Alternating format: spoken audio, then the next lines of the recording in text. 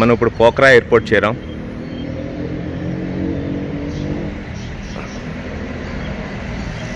సమయం ఉదయం 6 కావస్తుంది.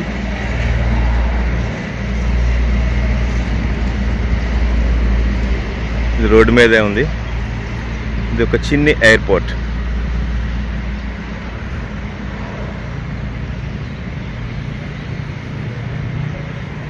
బిల్డింగ్ కూడా చూస్తే చాలా చిన్నగా ఉంది కదా. మనం ఇప్పుడు లోపలికి వెళ్దాం.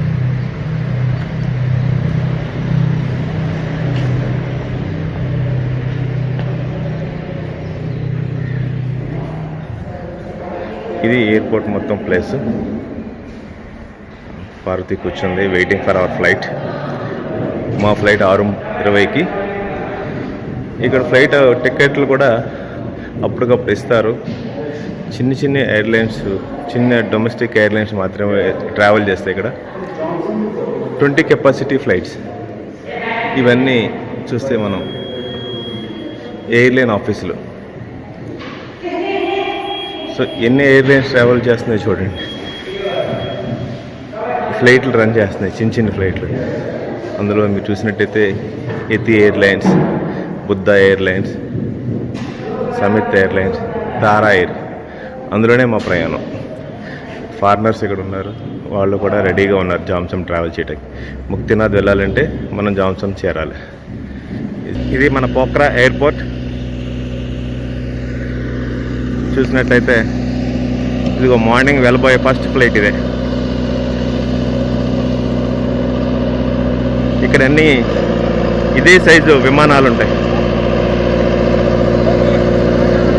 Maximum 15 capacity.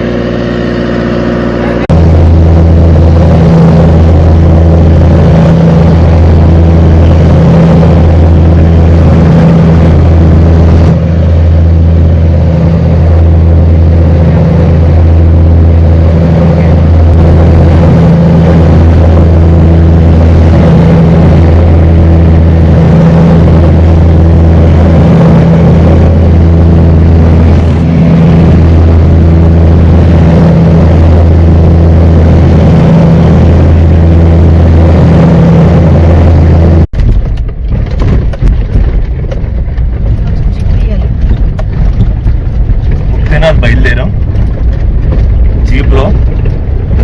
మనం కనిపిస్తున్న రోడ్లో సుమారు గంట సేపు ప్రయాణం చేయాల్సి ఉంటుంది. 45 కిలోమీటర్లు. రోడ్డు అంతా ఇలాగే ఉంటుంది చివరి వరకు. చూసినట్టయితే చుట్టూ కొండలు, ప్రాంతం అంతా కూడా. జామ్సమ్ ఈ ఏరియా పేరు. జిల్లా ముస్తాంగ్.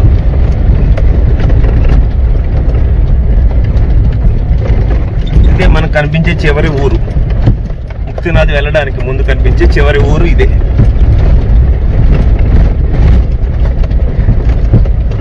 రోడ్డు చూసినట్టయితే చూసారా ఎట్లా ఉందో. అంతా చాలా కొండల్లోంచి చాలా కష్టతరమైన, అనితర సాధ్యమైన ప్రయాణం చేయబోతున్నాం. ఓం నమో వెంకటేశ నారాయణాయ నారాయణాయ. స్వామివారి క్షేత్రానికి 108 దివ్యక్షేత్రాలలో, వైష్ణవ క్షేత్రాలలో ఒకటైన ముక్తినాథ్ క్షేత్రం భారతదేశ అవతల ఉన్న ఏకైక దివ్య దేశం. ఇక్కడ అంతా మట్టి మట్టిగా ఉంది. కొండలన్నీ తొలిచినట్టు నేపాలీలు మనం గమనించవచ్చు. ఇది ఎంత ఘాట్ రోడ్లో కూడా డ్రైవర్ చాలా అనుభవంతుడు. బాగానే వెళ్ళిపోతున్నాడు, ఫాస్ట్గానే తీసుకెళ్ళిపోతున్నాడు. ఇటువైపు చూస్తే లోయలు, నది ప్రవాహం కూడా కనిపిస్తుంది మనకి. చాలా బాగుంది నది, చక్కని నది ప్రవహిస్తుంది. कौन सा नदी भाई? అలీగంటకి గంటకి నది అందరూ దర్శించుకోగలరు. గంటకి నదిని ఒకసారి దిక్కుతాయి. గంటకి నది గండకీ నది, ముక్తినాథ్ వెళ్ళే దారి.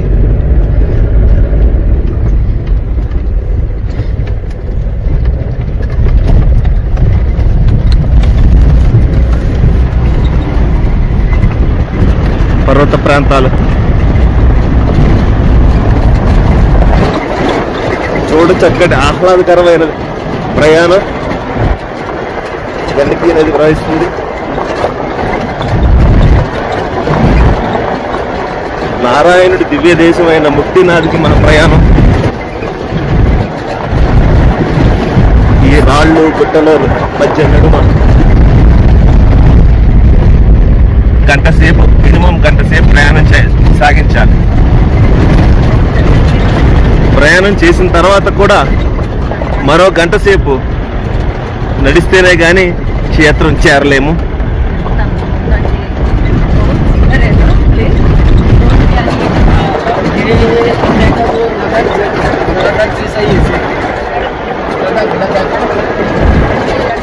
మన భారతదేశంతో లే లడాక్ ప్రాంతం కూడా ఇంచుమించుగా ఇలాగే ఉంటుంది. మానసరోవర్ వెళ్ళే ప్రదేశం కూడా ఇలాగే ఉంటుంది. చూడండి, చూసి మీరు కూడా ఆనందించండి.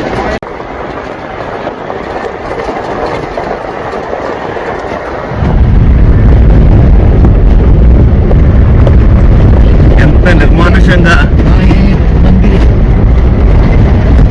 ఎంత ఆహ్లాదకరంగా ఉందో చూస్తే మీరు గమనించవచ్చు. థ్రిల్లింగ్ ఎక్స్పీరియన్స్, మౌంటైనీరింగ్, పర్వత శ్రేణుల మధ్య మా ప్రయాణం అత్యంత ఆనందదాయకం, ఆశ్చర్యకరం, ఆనందభరితం. కొండలు, గుట్టలు, మలుపులు. ఓ, ఇదంతా నదీ పరివాహక ప్రాంతం. వర్షాకాలంలో, ఎండాకాలం మొదలైన తర్వాత మే, జూన్లో ఇదంతా నీటితో నిండిపోతుంది, నదీ ప్రవాహంతో నిండిపోతుంది. మనం చూసినట్టయితే బ్రిడ్జ్,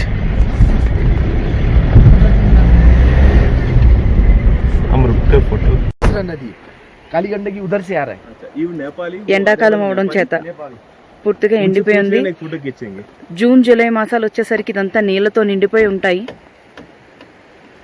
మనం చూస్తున్న ఈ పర్వత శ్రేణులన్నీ కూడా నీలగిరి మౌంటైన్స్, నీలగిరి పర్వతాలు. వెనకాల మనకి మంచు పర్వతాలు కూడా కనిపిస్తున్నాయి. ఇటుపక్క నీలగిరి పర్వతాలు, ఇటుపక్క చూస్తే ధవలగిరి పర్వతాలు. మమ్మల్ని తీసుకెళ్తున్న కార్ డ్రైవర్ కిషన్ మమ్మల్ని తీసుకెళ్తున్నాడు ఇదే జీపులో. మా ఈ ప్రయాణానికి మాకు అసలు వండర్ఫుల్ గా ఉంది సీనరీ అంతా కూడా. ఎక్సలెంట్. మేమిద్దరమే ప్రయాణిస్తున్నాం. మా ఇద్దరి కోసం ప్రత్యేకంగా బండి. నిజంగా అసలు ఎంత ఆనందంగా ఉందో చెప్పలేను. World is so beautiful, all so beautiful. ఇప్పుడు మనం చూస్తున్నది ఈ తార్ రోడ్ ఏదైతే ఉందో, గతంలో మోడీ గారు ఈ ప్రదేశాన్ని సందర్శించడానికి వచ్చినందుకు ఆ సమయంలో ఈ రోడ్డు వేశారు. ఇది ఇక్కడ ఆయన ఈ ప్రదేశానికి ఆయన చేరారు. ఆయన పితృదేవతలకి పిండ కార్యక్రమాలు చేయడం కోసం మనకు కనిపిస్తున్న ప్రదేశం ఉంది కదా, అక్కడికి విచ్చేశారు. ఆయన పుణ్యం చేత మనం ఈ రోడ్డు చూడగలుగుతున్నాం.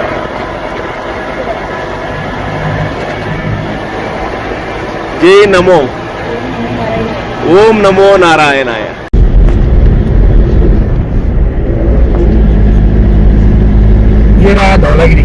ధవలగిరి, తెల్లగిరి, ధవల రంగులో ఉన్న పర్వతం ధవలగిరి. మంచు పర్వతాలు మనం చూడొచ్చు. హిమాలయ అందాలు. పిక్చర్ లేనా ఉదర్ జాకే నీచే కాట్బిని కే ప్రకృతిలో ఎక్కడ చూసినా హరిహరమయం. ఓం నమో నారాయణాయ, ఓం నమో భగవతే వాసుదేవాయ. ఓం నమ శివాయ. మనం ఇప్పుడు చూస్తున్నది శాలిగ్రామాలు. చూడండి, పూర్తి సుదర్శన చక్రంలా కనిపించే శాలిగ్రామం. పూర్తిగా చక్రం కనిపిస్తుంది, చూసారా? శాలిగ్రామం లోపల ఉండేది సుదర్శన చక్రం. ఇది కేవలం గండకీ నదిలో మాత్రమే దొరుకుతాయి. ఇలా ఉంటుందండి. బ్రేక్ చేస్తే మనకు వచ్చేది ఇలా కనిపిస్తుంది. ఇది రాయి, శాలిగ్రామం, విష్ణుమూర్తి స్వరూపం. ఇది సూర్య భగవానుడు. చక్రం బయటకు ఉంది, చూసారా? ఈ చక్రం లోపలికి ఉంది. ఇది విష్ణుమయం, ఇది సూర్య భగవానుడు. శివశాలిగ్రామం దొరకలేదు, ట్రై చేద్దాం. మనం ఇప్పుడు ముక్తినాథ్ చేరటానికి చేరే చివరి గమ్యస్థానం పార్కింగ్ ప్లేస్.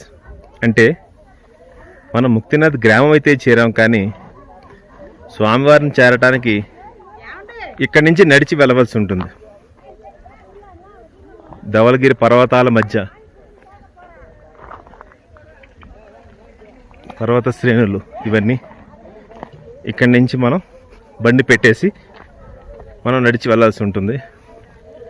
ఇప్పటికే మనం చాలా కొండలు ఎక్కి రావటం వల్ల ఇక్కడి నుంచి ఆక్సిజన్ లెవెల్స్ మనకి తగ్గుతూ ఉంటాయి. ఊపిరి తీసుకోవటం కొంచెం కష్టంగా ఉంటుంది. ముందు చూద్దాం. మనం ముక్తినాథ్ ముఖద్వారానికి చేరాం. మీరు చూసినట్టయితే ఇదే ముఖద్వారం. మనం ఇప్పటికీ సుమారు 2 కిలోమీటర్లు నడిచి ఈ ముఖద్వారం దగ్గరికి వచ్చాం. ఈ పర్వత శ్రేణుల మధ్య మనం ఈ కొండ కనిపిస్తుంది కదా, నడిచే దారి, నడక దారి. పార్కింగ్ దగ్గర నుంచి ఇక్కడికి సుమారు 2.5 కిలోమీటర్ల దూరం. మనకి 45 నిమిషాలు పట్టింది నడవడానికి. చలి గాలులు, చాలా గాలి, విపరీతమైన గాలి వేస్తుంది. చూడడానికి ఎండ వెలుతురు కనిపిస్తున్నా, బహుశా ఇది హెలిప్యాడ్ అనుకుంటా. గతంలో ఇక్కడికి మన ప్రైమ్ మినిస్టర్ నరేంద్ర మోడీ గారు విచ్చేశారు. అప్పుడు కట్టుంటారు, లేదా విఐపీస్ వచ్చినప్పుడు ఉపయోగిస్తారు. ఊరు కనిపిస్తూ ఉంది కదా. ఇక్కడ ఆక్సిజన్ లెవెల్స్ కూడా చాలా తక్కువగా ఉంటున్నాయి. మాట కూడా కొంచెం తడబడుతుంది. ఇదిగో ద్వారం. ముక్తినాథ్ మందిరానికి మనం చేరుకున్నాం. ఇవి భక్తులు ఈ రాళ్ళు మీద రాళ్ళు పెట్టి మొక్కుకుంటారు కోరికలు తీర్చడం కోసం.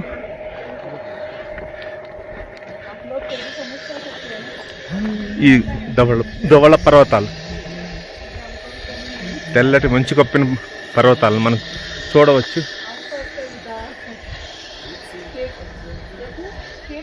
లోపలికి వెళ్ళిన తర్వాత మరొకసారి చూద్దాం. మనం ఇప్పుడు చూసినట్టయితే ముక్తినాథ్ క్షేత్రానికి చేరాం. మందిరానికి అతి సమీపానికి చేరాం. గండకీ నది నీరు,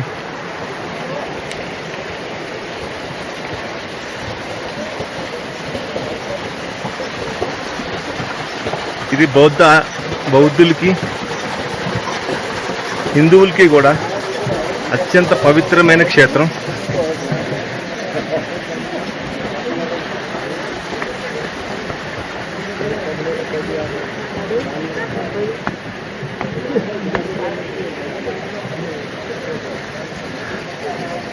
అదిగో దర్శించండి ముక్తినాథ్.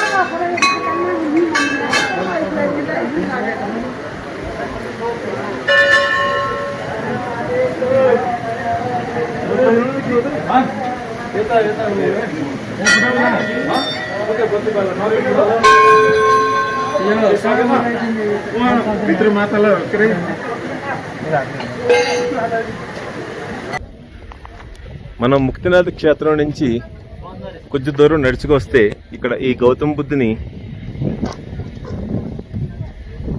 విగ్రహ రూపం చూడొచ్చు. అటు నుంచి కిందకు వస్తే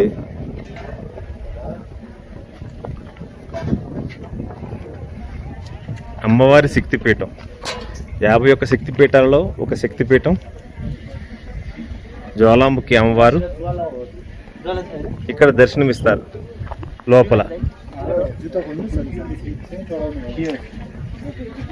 అమ్మవారు జ్వాలా రూపంలో ఉంటారు, విగ్రహ రూపంలో కాదు. ఇది పూర్తిగా బౌద్ధుల ఆధ్వర్యంలో నడుస్తున్న దేవాలయం.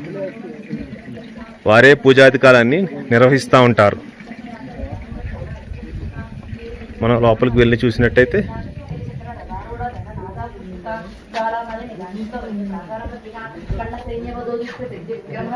అది అక్కడ ఉన్నారు. నమస్తే. ఇప్పుడు మనం ముక్తినాథ్ క్షేత్రంలో ఉన్నాం. ముక్తినాథ్ క్షేత్రంలో ఉన్న శక్తిపీఠంలో ఉన్న అమ్మవారి శక్తిపీఠం. ఇక్కడ అమ్మవారి శక్తిపీఠం వెలిసిందండి. 51 శక్తిపీఠాల్లో ఒక శక్తిపీఠం. ఇక్కడ గండకీ నది ప్రవహించడం వలన ఈ అమ్మవారికి గండకీ చండి అనే పేరు వచ్చింది. అయితే ఇక్కడ అమ్మవారు మనకి విగ్రహ రూపంలో కాకుండా జ్వాలాముఖి రూపంలో దర్శనమిస్తారు. అంటే అగ్ని జ్వాలలా మనకి దర్శనమిస్తారు. అమ్మవారికి నుదుటి భాగం ఇక్కడ పడినందువలన మనకి ఇది ఒకటి 51 శక్తిపీఠాల్లో ఒకటైంది. ఇప్పుడు మనం ఇక్కడ చూస్తే అమ్మవారి జ్వాలను మనం చూడొచ్చండి. ఇది బౌద్ధులకు కూడా ఒక క్షేత్రం. వాళ్ళ ఆధ్వర్యంలోనే మనకి పూజలన్నీ నిర్వహిస్తున్నారు. బౌద్ధులే మనకి ఇక్కడ పూజలన్నీ నిర్వహిస్తున్నారు. మీరు చూస్తే ఇక్కడ జ్వాల కనిపిస్తుందో చూడండి. పైకి కింద చూసారా జ్వాల కనిపిస్తుంది, అగ్ని జ్వాలలు. అమ్మ అగ్ని జ్వాల రూపంలో మనకి ఇక్కడ దర్శనమిస్తుంది. ఈవిని మనం గండకీ చండి అని పిలుస్తున్నారు. స్వామి వారిని చక్రపాణిగా పిలుస్తున్నారు.